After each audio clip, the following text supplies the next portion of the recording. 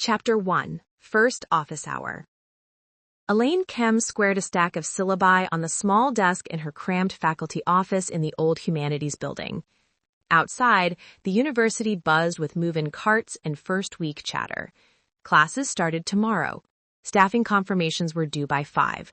Her tenure file was already in the dean's queue, which meant this semester would not forgive mistakes. She wanted the first impression with her new assistant to be clean. A knock. Professor Kim? Elaine opened the door.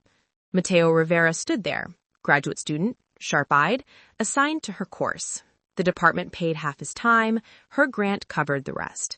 He stepped in and took the spare chair. 4 sections, 22 students each. Office hours here, Tuesdays and Thursdays 1 to 3. Mateo rested his bag by his leg and nodded. And the grading, Mateo asked. Are we rewarding insight or obedience? Rigor first, Elaine said. Insight that can stand up in the margins. Mateo gave her a dangerous smile. Then I'll challenge them, and you'll back me. Elaine felt the pull, like heat under the skin. If you earn it. The clock in Elaine's wall ticked hard. The rhythm lifted and dropped under the hum of the old vents. She slid the top syllabus toward him and kept her fountain pen in her hand because it gave her fingers something to do. We split them evenly. You lead 2, I lead 2. Keep note sessions. Save all handouts as PDFs and send them from your university email. She paused. Last spring, a complaint meant we had to pull old handouts for review. Having clean files saved us days. Mateo scanned the page. He traced a finger along the line about late work, then stopped at the reading list. He tilted the paper to catch the light. The office was small enough that when Mateo breathed in, Elaine could hear it. Our first poem, Mateo said, tapping the page. Bishop's One Art. Elaine nodded. We start with form. Villanelle, Elaine added, then gave the next sentence so he wouldn't have to ask. A form with repeating lines. Repetition and return. Mateo looked up. His eyes were dark and alert. You're building a ladder. They climb it before they jump. We aim at the text, Elaine said. She kept her tone even. We build the close read. We do not skip steps. So we make them see the pattern before they feel it, Mateo said. Many of them feel it first. They can't say why. It's our job to give them the tools to say why. Insight has to be able to stand up in the margins. She heard herself repeat it and let it stand. Saying it twice steadied her. The margins, Mateo said. He folded the syllabus once, then unfolded it. His hands moved when he thought. Restless, not nervous. So when we get to Bishop's last parentheses, the one where she says, write it, we're ready to name what breaks. Elaine held his gaze. Yes, Elaine said. We name the craft. Not the confession. The craft. Elaine said again. She let a breath out slowly. Confession without craft is a diary. The course is not a diary. The course is not a diary, Mateo repeated, soft, like he was tasting the line. He eyed the stack of syllabi. The top page still flared a corner. He reached and nudged it square. There, Mateo said. Now it looks like you mean it. Elaine uncapped her pen, then capped it again. I do mean it. We have 2 jobs this term. Teach the students, keep the grant on schedule. The grant sat in a blue folder to her right with a printed spine label from last year. Livable form, constraint and freedom in 20th century poetics. It paid for half of Mateo's time. It paid for the research help she could not cover otherwise. I'll send an email to the grants office tonight to confirm your assignment.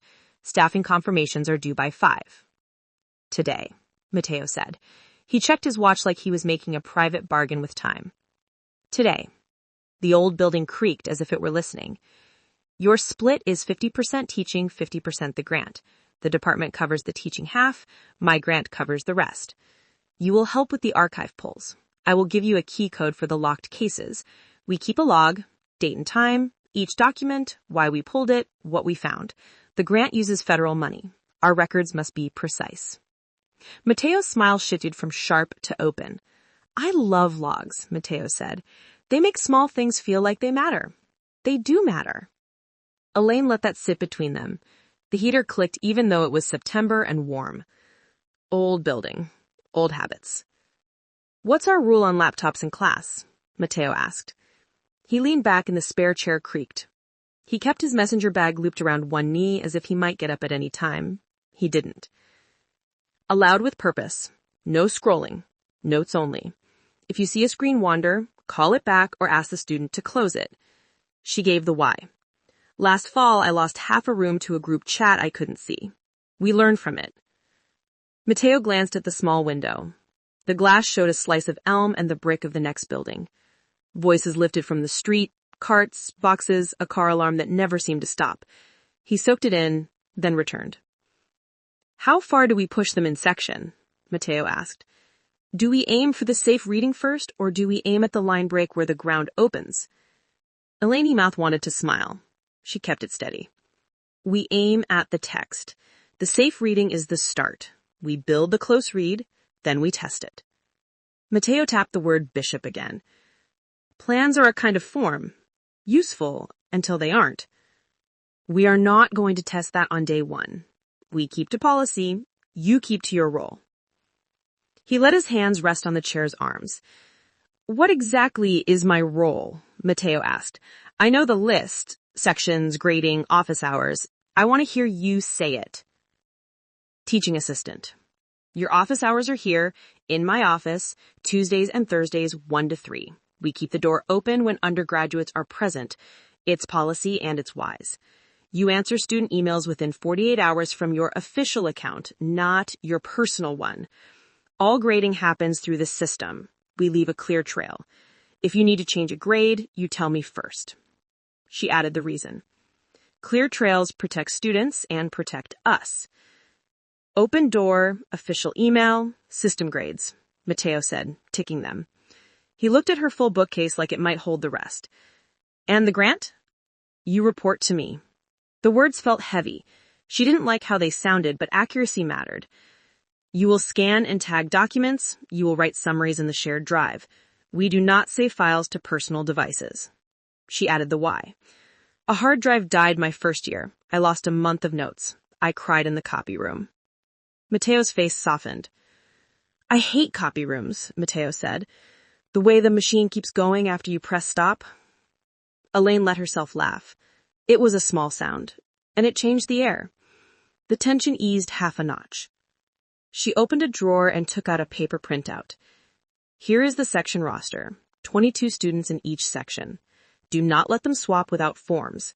Send any exception requests to me. Keep notes on the ones who need help early. She added a beat. Early notes save lives at midterm. Footsteps sounded in the hallway. Laughter. A knock on the open door frame. A student leaned in, hair still damp from outside. Professor Kim, I'm just dropping this ad form. Elaine signed and handed the form back. Place it in the tray on the chair, Elaine said. We process these at 4. She waited for the corridor noise to fade. We do not meet undergraduates behind a closed door, Elaine said again. Even if something is hard, we can find a larger room, or we can move to the common area. Mateo looked at the door, then back to Elaine. Copy room, Mateo said, teasing, then shook his head at himself. Kidding, Mateo added. Open door it is. Good, Elaine said. And another thing, we will not text about the course. We will not use personal email. All course matters go through university email. All grant matters go through the project address. Both are archived. She put the consequence on it. Archives get checked when there's a question. Archived? Mateo repeated. For how long? 7 years, Elaine said. Long enough to outlast mistakes. Mateo tapped the corner of his syllabus with his ring finger. No ring. Habit. Tap, tap. Then stillness. We're going to do fine, Mateo said. The course matters and the grant matters. I'll send a draft of my first lab plan tonight. I'll keep my notes in the drive. I'll live in the margins. He half smiled. In the right way. In the right way, Elaine said. She stood, and the room shrank a little when she did. Let's walk to the admin desk and put your sections on the sheet. If they don't have your ID number, payroll gets cranky. They stepped into the hall. The air outside the office was cooler. Elaine ironed the edge of a folded form with her thumb, then tucked it into a folder. Student voices rose and fell on the stairwell. The banister had been polished so often it gleamed like water. A small dome camera sat in a corner where the wall met the ceiling. Elaine had seen it 100 times. Today she noticed the wire's path along the molding. Mateo fell in step beside her. He didn't drift closer. He didn't lag. He moved with her as if they had walked this hall a dozen times and knew every turn. The department office suite sat at the end, glass door propped open with a paperweight shaped like river rock. The administrative coordinator, Kelsey, quick hands, quicker memory, sat behind the counter and paged through forms, her nails clicking against paper. "Kelsey," Elaine said, "we're here to confirm sections. This is Mateo Rivera." "Rivera," Kelsey said without checking a list. "Got you." She swiveled her monitor. 2 o'clock sections are full. 4 o'clock sections have 1 seat each. You're on as TA for all 4. I just need your ID number. Kelsey picked up a pen. Mateo recited his number. Kelsey wrote it down without looking at the keys. "We need your photo for the department website," Kelsey said. "Do not give me a black and white one like last year's guy. That was a whole thing." Elaine slid the blue folder forward. "I also need to confirm Mateo's grant split," Elaine said. 50% teaching, 50% research. The grant number ends in 23Q. I'll send the formal email to the grants office by 5. She typed, then squinted. "The system wants the start date," Kelsey said. "It defaults to today. Is that right?" "Yes," Elaine said. "Today." Mateo stood with his hands in his pockets, listening. "I'll take the photo after this," Mateo said. "I can do smiling or thoughtful. Your call." "Smiling," Kelsey said without looking up. "Minutes stand and dates stand with smiling people." She handed over a printed list. "Here's the roster for your sections. Do not lose this. Students cry if they get lost." Mateo took the list. "If I lose it, I will come here and confess," Mateo said. Kelsey snorted. "Confess to me, not to your professor. I have Kleenex." She nodded at the back of the suite. "Photos are down the hall, left door. The camera is the ancient one that hates glare on glasses." At the photo room, Mateo stood against a plain backdrop. Kelsey, through the glass, raised a finger. "Chin down," Kelsey called. "Less shadow." "No," she said, squinting. "Less thoughtful, more human." Mateo laughed, and the laugh changed his face. The camera caught it. "Done," Kelsey said. "You look like you read books and also own a plant." "I do own a plant," Mateo said. Elaine's mouth tugged. She did not ask what kind. She did not need a plant in his apartment, living in her head. Back at the counter, Kelsey slid a copy of the staffing sheet across to Elaine.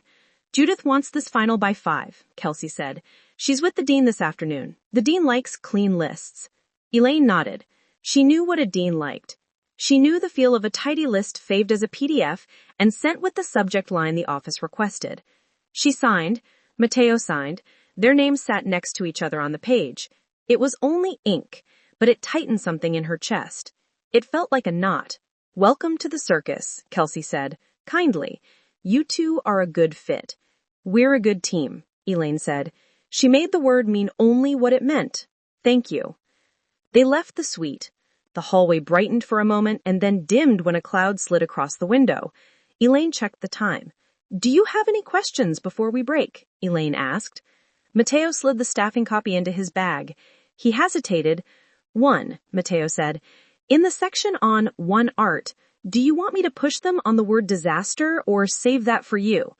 "Push," Elaine said, "but not to the edge. Get them to the turn. Leave the jump for lecture." Mateo nodded as if they had agreed on something larger than a poem. He put his hand on the doorframe of her office when they reached it, but he did not cross the threshold. Elaine stepped inside and set her folder on the desk.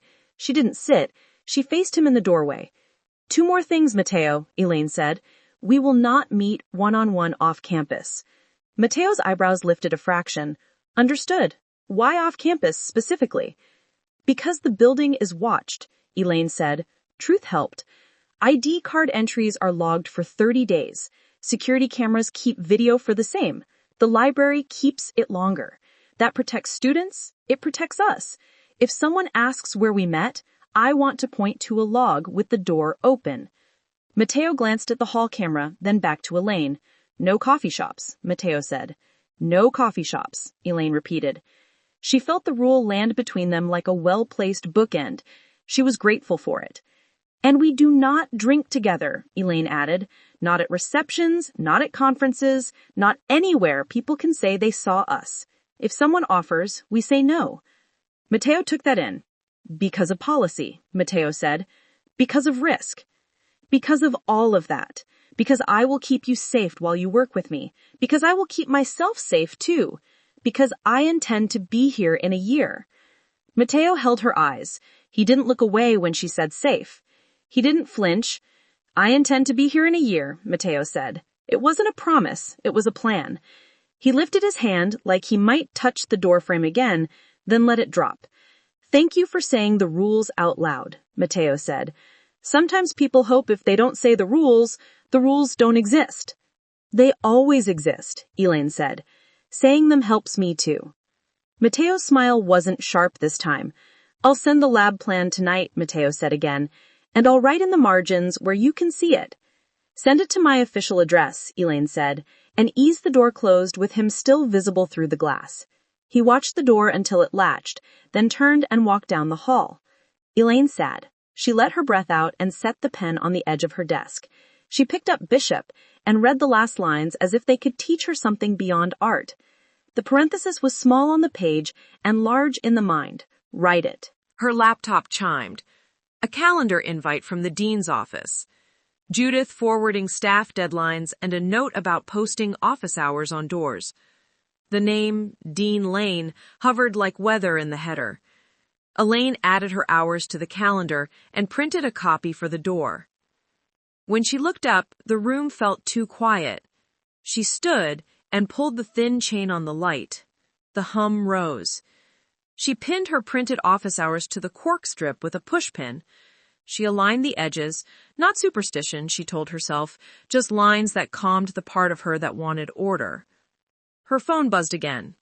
A campus-wide email bannered the subject line, compliance reminder and start of term audit protocols. The message was from the Office of Institutional Compliance in Title IX. Elaine read in the doorway. The email was plain. Faculty were prohibited from romantic or sexual relationships with students they supervised, evaluated, or funded. Conflicts of interest had to be disclosed right away. If a conflict existed, the faculty member had to step back from teaching, supervision, and grading.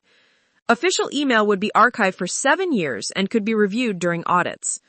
Building entry used ID cards and timestamps. Cameras kept video for 30 days, libraries longer. During an investigation, the university could impose interim steps, reassignment, no contact orders, suspension. Tenure files under active investigation could be delayed or denied by the dean, even if the committee voted yes. Sponsored grants required documented staff assignments. Unreported changes or fake effort could mean sanctions and loss of funding. The words were not new. They were the rules printed on the bulletin board, now arriving as a note she had to check off. The end of the email said, staff assignments must be confirmed by 5. The water cooler burbled down the hall. Someone laughed and then stopped. A printer started and then paused. Elaine clicked forward. She sent the staffing confirmation to the grants office with the subject line the specialist preferred, livable form RA assignment fall term. She put Mateo's name in the body text, his ID number, the 50-50 split. She read the email twice, then sent it. The whir in her ears slowed when the message left her outbox. A small piece. Done. Her fingers hovered over the keys. She closed the laptop and let the latch click. She gathered the blue folder. The paper did not weigh much. The contents did. Elaine turned off the office light and locked the door. The key turned with a familiar sound. She slid her bag strap across her body and started down the hall. At the stairwell, Elaine paused. The dome camera watched without eyes.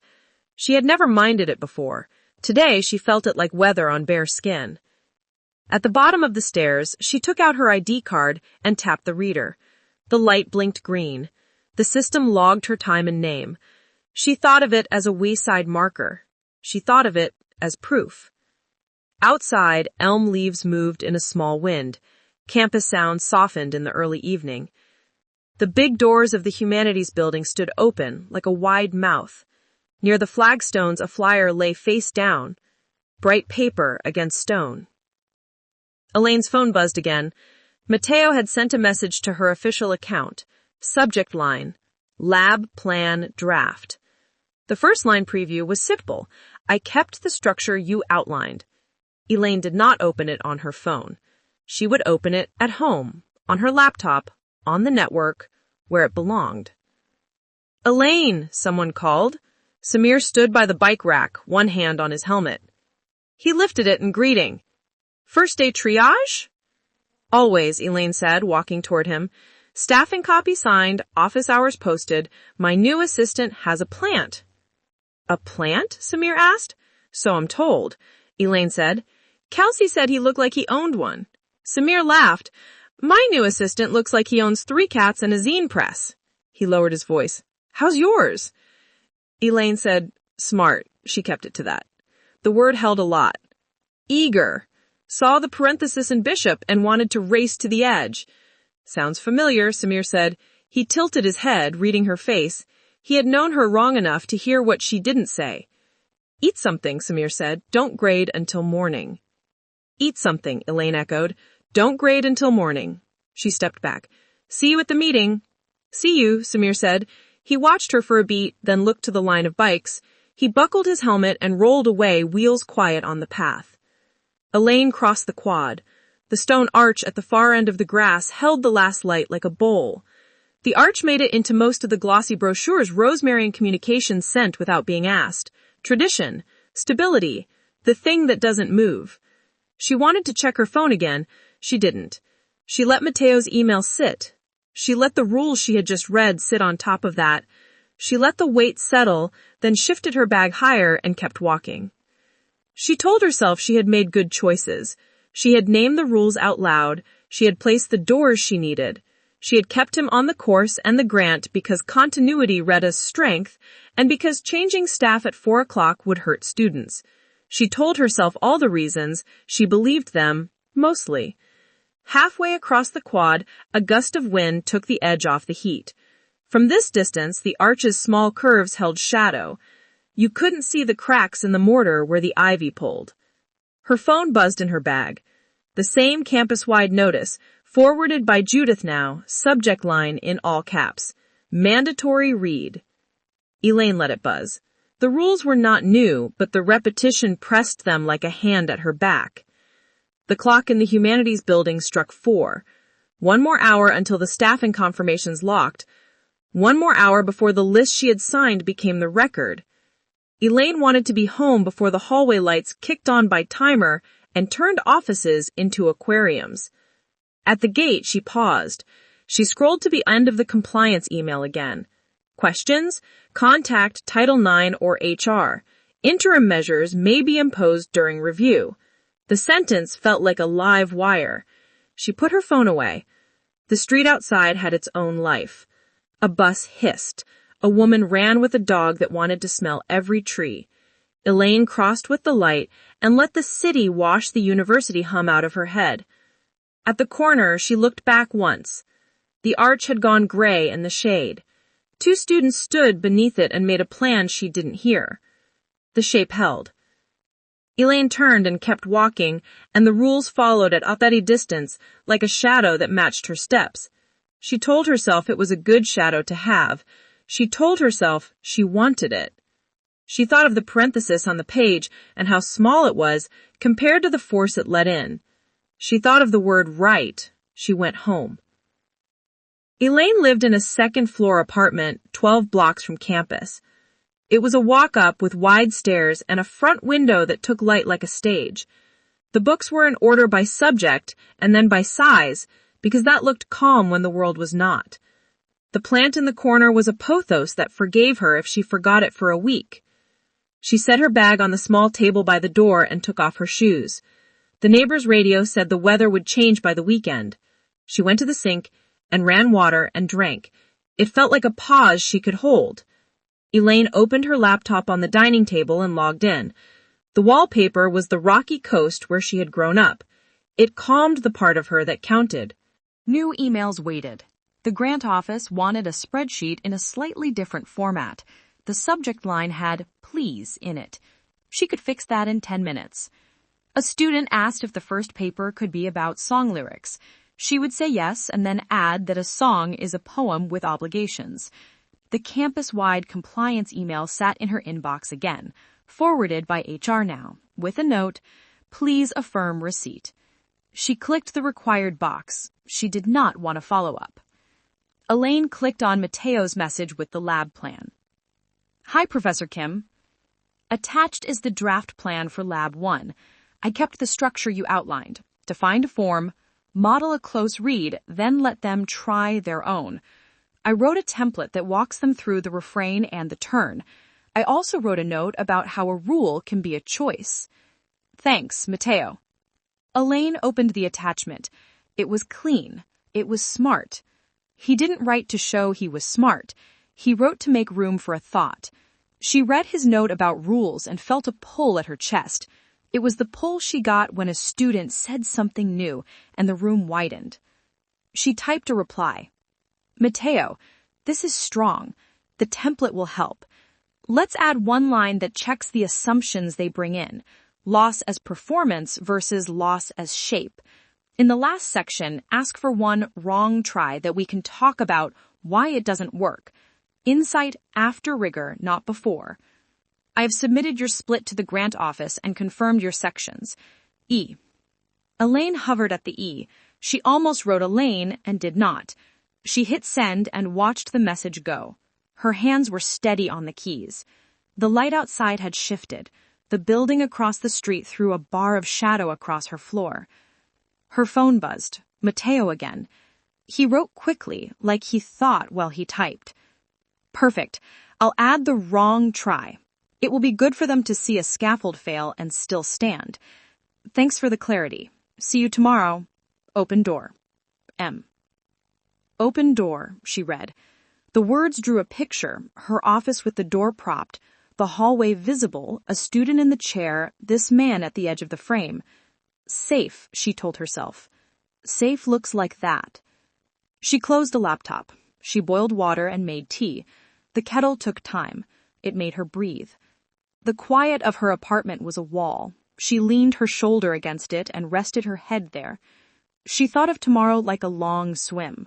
You enter the water knowing it will take your focus and also return you to yourself. When the kettle clicked, she poured and sat and wrapped her fingers around the warm cup. She took one sip. It scalded the edge of her tongue. She smiled at herself for being in a hurry with tea. She set the cup down and waited, then tried again. It was going to be fine. It had to be. She had said the rules out loud and sent the emails to the right places and signed the forms and posted her office hours. She had felt the pull and named it and put it where it could not make a mess. She had kept the assignment because changing it at 4 on a Monday would make a different mess for students and for the grant. She had weighed the risks and chosen order. Her phone buzzed, again. A note from the dean's office this time, general to faculty. Thank you for your care during the first week. Remember to protect your boundaries and model professional conduct. The note did not use the word love. The word did not belong in notes like this. The word did not belong anywhere near her office door. The word had 1,000 lives, and she did not owe it one here. She finished the tea. She hung the blazer on the bedroom door. She laid out her shoes. She checked her bag and set it by the door. She turned off lights one by one. In the dark, she pictured the hallway camera blinking its quiet blink. She pictured the list of names on the staffing sheet. Hers, his. She pictured the parenthesis in Bishop and the small instruction inside it that felt like it knew more than she wanted it to. She did not think the word again. She went to bed instead, and the room held her like a book holds a page you are not finished with yet.